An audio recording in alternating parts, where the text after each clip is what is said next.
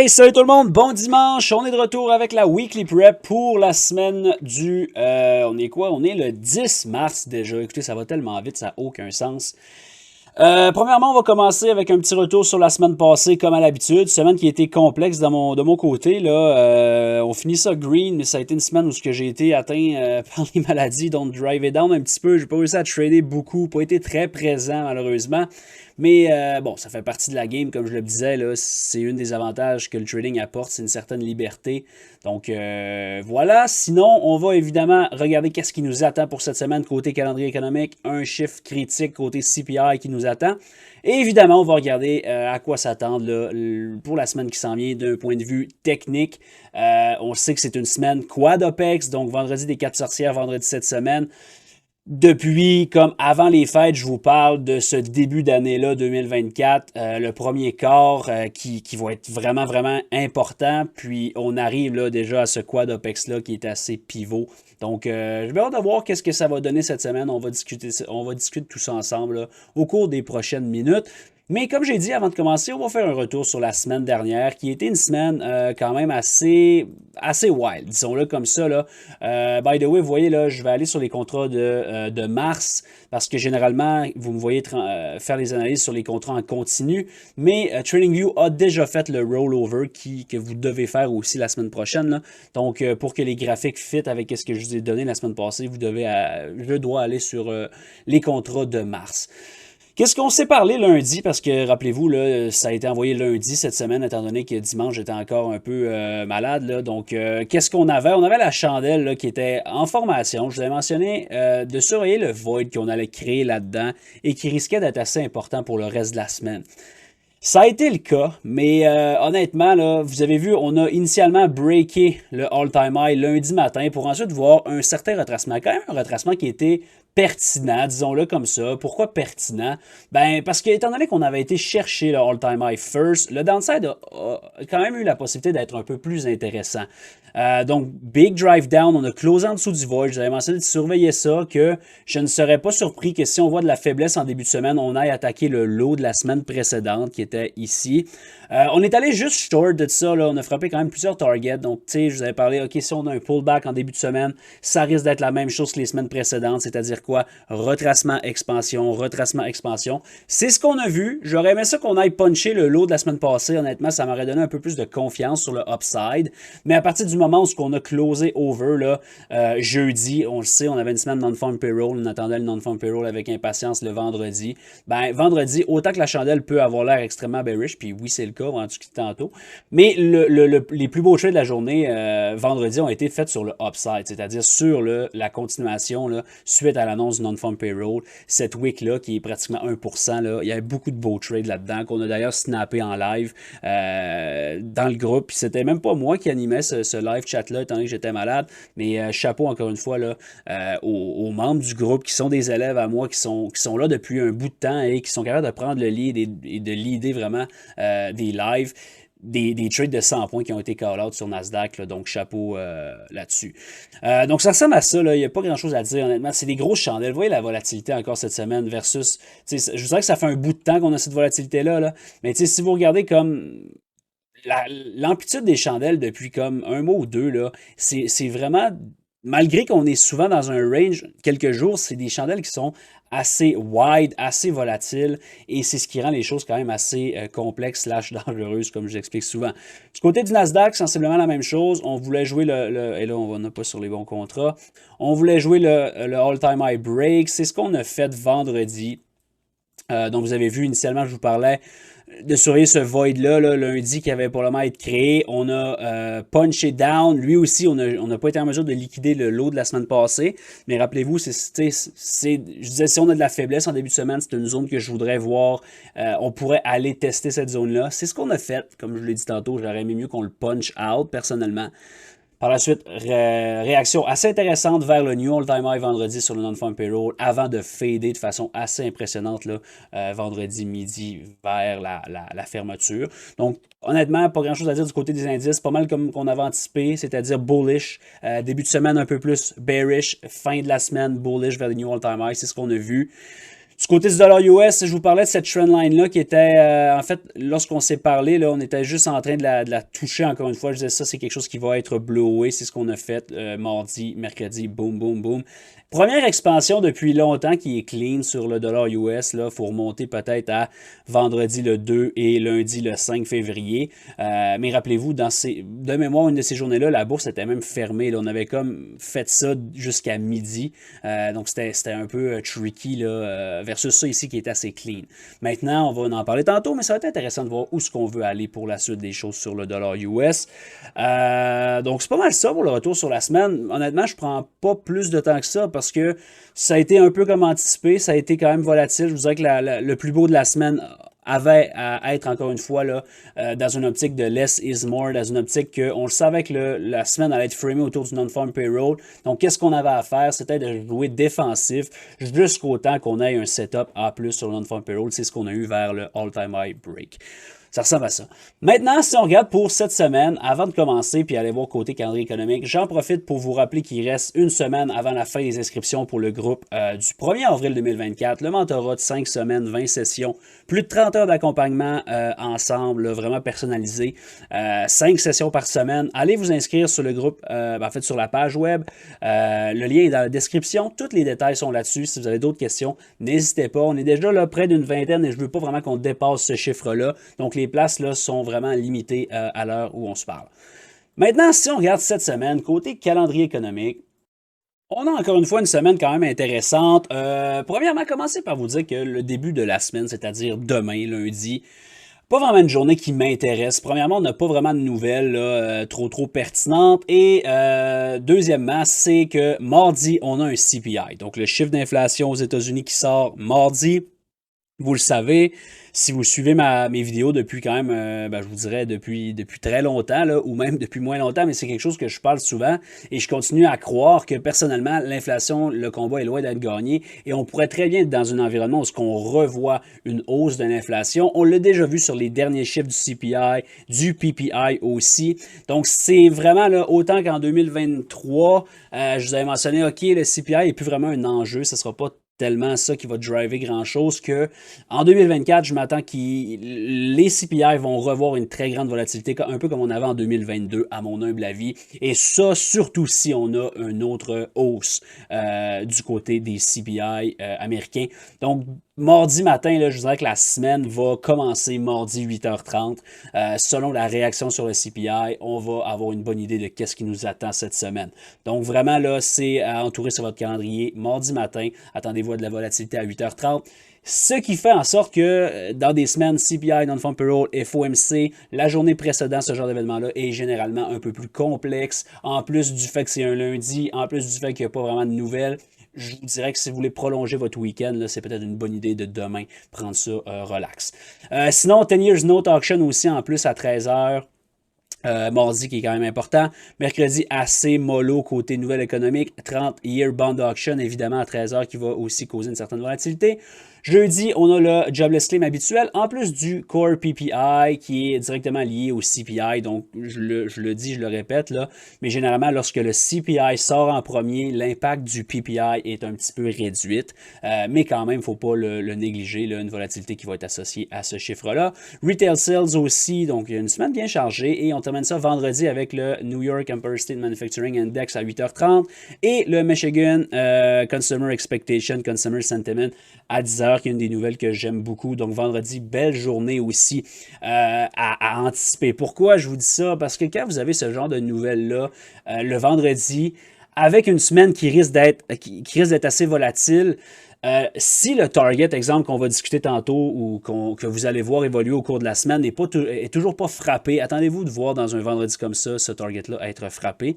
Et en plus de ça, qui n'est pas mentionné dans ce calendrier-là, c'est un quad OPEX, c'est-à-dire l'expiration du corps, qui est une des plus importantes, là, by the way. Je vous dirais par expérience que celle-là de mars et celle-là de décembre là, sont les deux quad OPEX les plus critiques.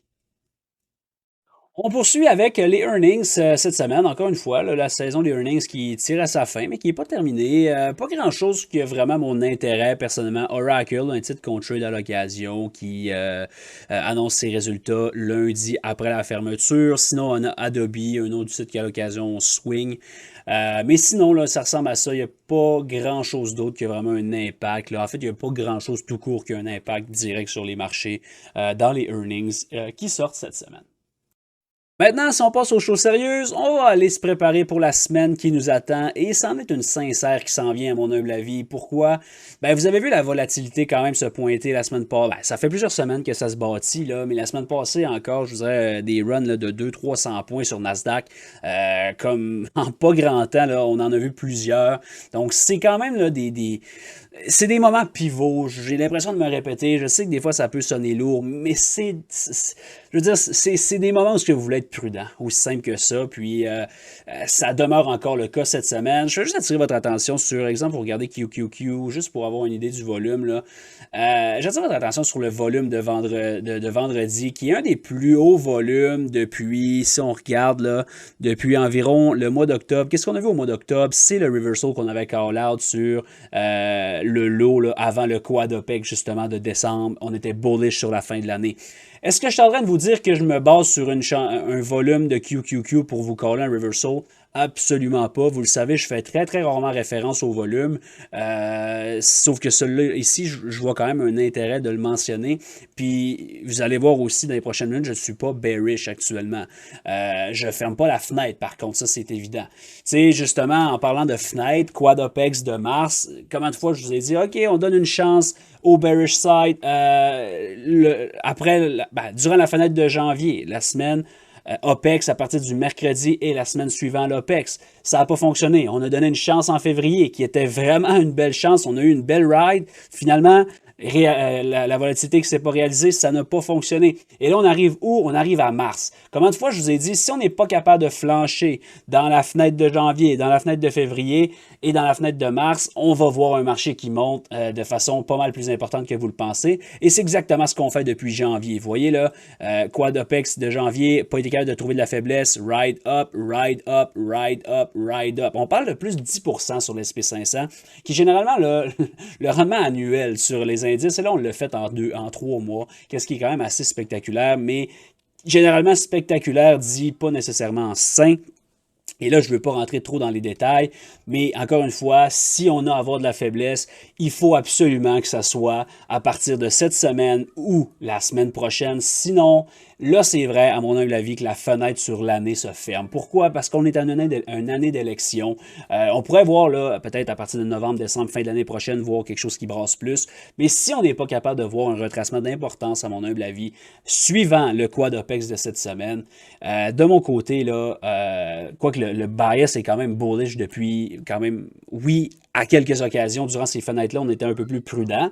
Mais overall, on transige le upside quand même avec je dirais pas facilité, parce que personnellement, j'ai beaucoup de difficultés à trader dans un marché comme ça qui n'est pas très sain, où tout ce qui se passe, c'est OK, higher low, higher low, higher low, higher low. Donc, n'importe qui, monsieur, madame, tout le monde qui achète le dip ou qui achète n'importe quoi sans compréhension, qu'est-ce qui me fait beaucoup penser à 2021, by the way, ben, c'est ces gens-là qui ont du succès en ce moment. Vous voyez sûrement passer sur les réseaux sociaux du monde qui font de l'argent comme de l'eau actuellement, puis ces gens-là, tu n'en entendais pas parler avant et tu n'en entendras pas parler après non plus. De la même façon que 2021 a causé, où ce que tout le monde allait au dépanneur, puis le gars, il disait quoi acheter, ben c'est un peu ce sentiment-là qui est présent actuellement. Ce genre de sentiment-là peut durer plus longtemps qu'on pense, c'est juste que c'est pas très, très sain.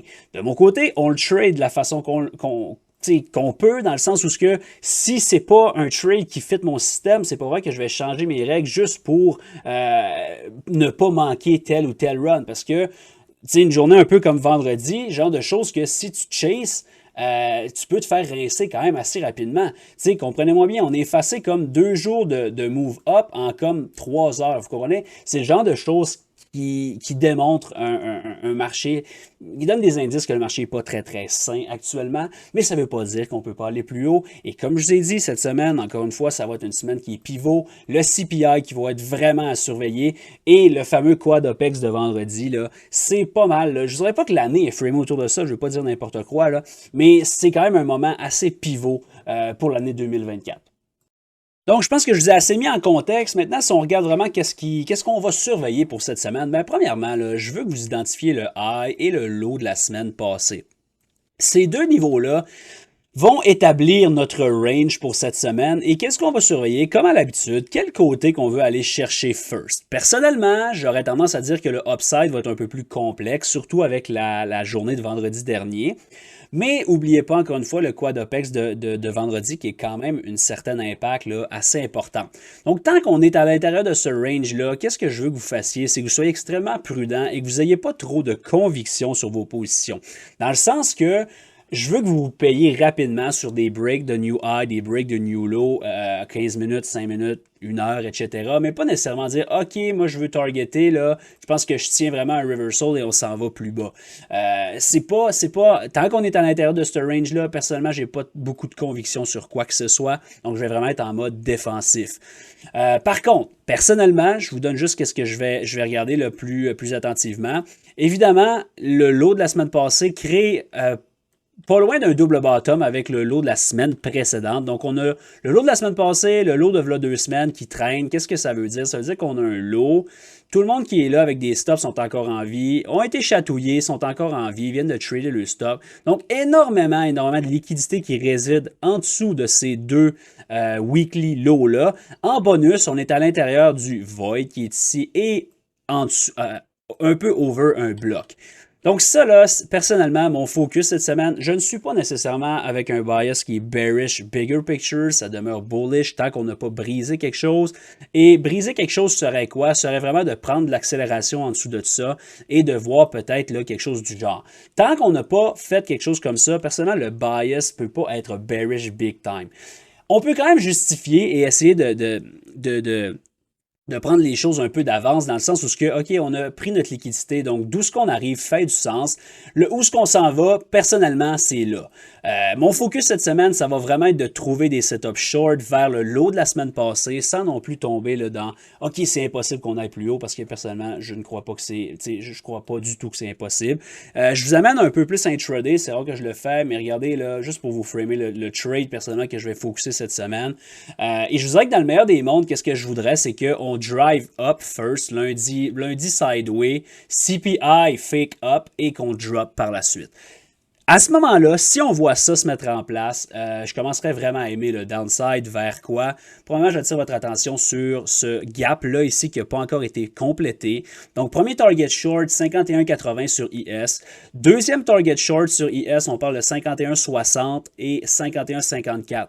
Donc, j'aimerais qu'on aille attaquer ce gap-là ici, qu'on le finisse, et par la suite qu'on attaque celle-là. Par la suite, si jamais on est capable de prendre l'expansion en dessous de ça, et que cette chandelle-là n'agit pas trop comme un bloc, si on réagit pas trop agressivement sur le break de ce swing low-là, j'ai vraiment l'impression qu'on va aller rider le low de la semaine passée. Là.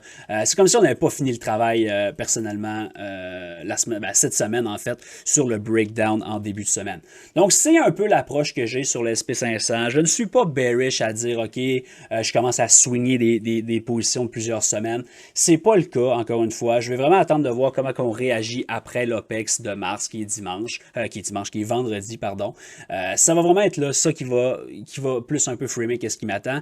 Mais encore une fois, oubliez pas une chose, tu sais, on peut prendre ce swing low-là, et regardez, si on a juste un retracement de 50%, ça nous amène où? Ça nous amène dans notre prise de liquidité, void, bloc, et on pourrait très bien réagir par la suite. Donc, je sais que tout le monde essaie de dire, d'essayer de trouver un top actuellement, et je fais partie de ceux-là où ce que dans la fenêtre d'opportunité qui s'ouvre, dans le sens qu'à partir de mercredi, si on a avoir un downside qui est agressif, ça se peut que ça commence mercredi, jeudi et ou vendredi. Dans le cas où ça hold encore une fois, la semaine prochaine, dépendamment de comment on va travailler à l'intérieur de ce range-là, ça se peut bien que je vous dise, hey, mon bias est quand même assez bearish cette semaine. c'est maintenant ou jamais. Tu sais, ça va être encore une des 3 fois depuis le début de l'année où ce que je vous ai dit, OK, j'aimerais ça voir de la faiblesse. À chacune des fois que je vous ai dit ça, on a vu de la faiblesse, mais on ne l'a pas vu se concrétiser et c'est le plus important. Comment de fois je vous parle de surveiller la réaction, là, c'est quasiment un running gag, des gens qui font de la formation sont comme ouais, on va surveiller la réaction parce que c'est probablement un des mots que je dis le plus souvent au cours des 30 heures de vidéo, mais c'est parce que c'est tellement important. Donc ça ressemble à ça pour l'SP500. Personnellement, j'aimerais framer du short side vers le low de la semaine passée. Une fois que ça s'est frappé, personnellement, j'ai plus vraiment d'intérêt dans quoi que ce soit. On va littéralement surveiller la réaction par la suite. Si on allait up first, ben écoutez, personnellement, c'est sûr que si on a de la force en début de semaine et que le CPI nous amène peut-être sur notre target ultime qu'il ne faut pas oublier, là, le fameux Standard Dev extension de ce pullback-là qu'on a eu qui nous amène ici, ben si jamais, je serais quand même surpris de voir ça, mais si jamais c'est le cas, ben à ce moment-là, et qu'on a un reversal, puis là ça c'est peut-être un peu long shot, qu'est-ce que je vous dis là, mais au moins vous allez être préparé. Si c'est ce qu'on a, exemple lundi, CPI mardi, puis qu'en milieu de semaine, on commence à avoir un top qui pourrait se former ici, là, écoutez, ça prend un tout autre tournant et j'aime vraiment le short side. Pourquoi? Parce que c'est la même chose. Depuis 2-3 semaines, je vous dis, OK, début de semaine bearish, on veut voir une expansion sur la fin de la semaine. Si on a un début de semaine bullish, le CPI nous spike ça sur le upside, et qu'on trouve un certain reversal mercredi, jeudi et ou vendredi, ben là, je l'aime encore les mêmes targets, sauf qu'on part de plus haut, donc il y a encore plus de marge. Et ça serait le genre de trade que personnellement, je me positionnerais en swing.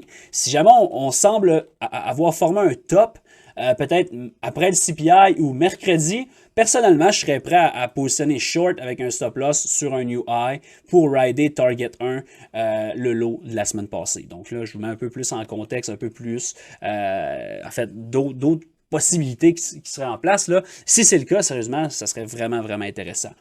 On regarde du côté du Nasdaq maintenant, sensiblement la même chose. Là. Il n'y a pas grand-chose à vraiment à dire qui change là-dessus. Vous allez surveiller quoi? Vous allez surveiller le range qu'on a formé la semaine passée, le high, le low de la semaine passée. Tant qu'on est à l'intérieur de ça, encore une fois, pas beaucoup de conviction. On va regarder où est-ce qu'on veut aller en premier. Même chose que sur IS. Personnellement, mon focus va être vers une ride down vers le double bottom du dernier de la semaine, du lot de la semaine passée et de la semaine précédente à quelques ticks.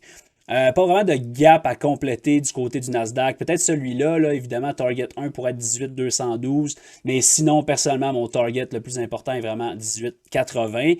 Et par la suite, vous voyez ce méga gap-là aussi en dessous. Là, si jamais on a à avoir de la faiblesse là, un peu plus importante et qui pourrait confirmer peut-être un retracement plus sérieux et peut-être, qui sait, amorcer de quoi de plus agressif vers le quad-opex et post-quad-opex, ben, je voudrais qu'on file ce gap-là vers ces niveaux-là. Vous voyez le gap ici. Donc, 17,792 pourrait être quand même une opportunité là, si jamais on voit de la faiblesse plus importante.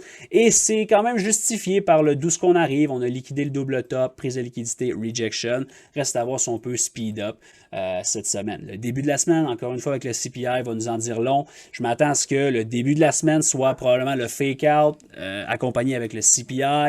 Donc, si on break down first, je ne serais pas surpris qu'on revienne piner quelque part en milieu du range pour la fin de la semaine. Et là, ça va nous amener la semaine suivante quand même assez... on verra rendu là. Mais je veux dire, si on drop et qu'on n'est pas capable d'accélérer, ça veut dire quoi? Ça veut probablement dire qu'on va aller plus haut et probablement pas mal plus haut vu que le quad-opex est terminé. On parle un peu du dollar US. Là, ça a été un peu plus long sur les indices parce que j'avais quand même pas mal de choses à vous dire. Mais du côté du dollar US, il faut prendre les choses quand même au sérieux. Si vous regardez ça, on a un range, on est juste à 50% de ce pullback-là, donc c'est pas la fin du monde. Oui, je vous avais dit que si on avait à être bullish, premièrement, je voulais pas voir ce break. Rappelez-vous, une couple de semaines, là, à partir du moment où on break ce swing low-là, la structure bullish est cassée. C'est pas mal ça qu'on a fait là, à partir de littéralement le 20 février. Depuis ce temps-là, il n'y a plus rien de bullish qui tient. Donc quand même assez faible, on a perdu le bloc qui était comme notre dernière ligne de défense, on a breaké le gap qui traînait ici. Personnellement, je demeure demeure bearish. Je serais très surpris que ce soit juste un one-touch deal qui V-shape. Rien n'est possible, mais personnellement, qu'est-ce que je vais surveiller? C'est comment on réagit à l'intérieur de ce void-là. Donc, si en début de semaine, on le punch et qu'on redonne un leg down, personnellement, évidemment, Target 1, l'eau de la semaine passée. Target 2, le double bottom qui traîne ici et qui est aussi un void en weekly. Donc, personnellement, mon focus sur le dollar US est autour de 102, 101.9 dans cette zone-là au cours des prochaines semaines. C'est ce que je voudrais voir. Vous voyez, on a créé deux voids sur le downside. Pas la fin du monde si on va jouer dans le deuxième, mais il faut que celui-là absolument là, rejette quand même de façon agressive.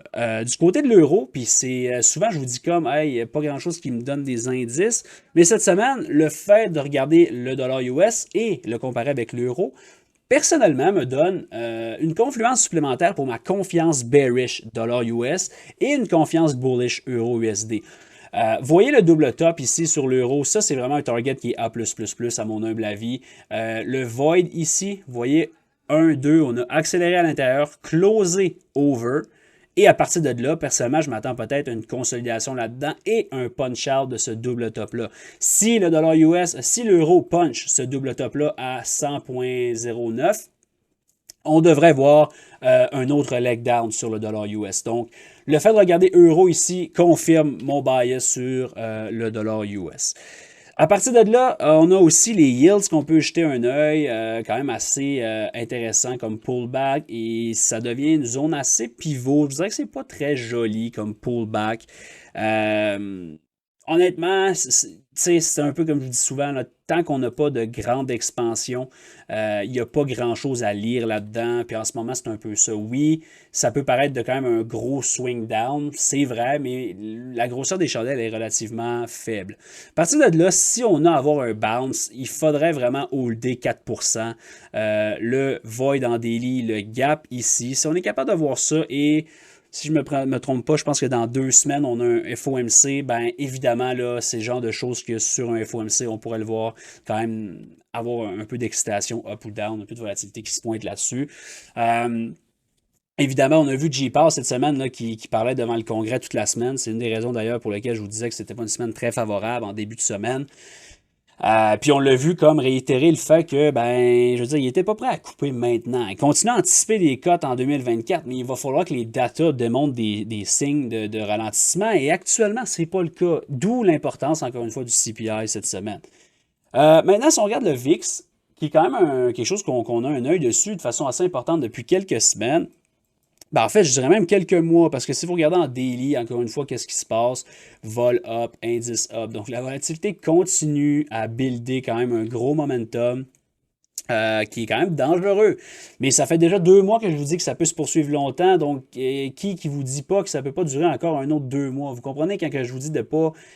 ça peut tout le temps durer plus longtemps qu'on pense. Juste quand même garder un œil sur les gaps. Là, je veux dire, on n'a pas réussi à filer le gap de lundi. Là, ça doit faire un mois, à peu près 12 février. On n'a pas réussi à filer ce gap-là au complet. Et la semaine passée, gap and go, gap and go. Donc, on a continué à faire ça. Quand même une belle expansion vendredi sur le drop down, mais personnellement, c'est pas suffisant pour me faire flipper bearish.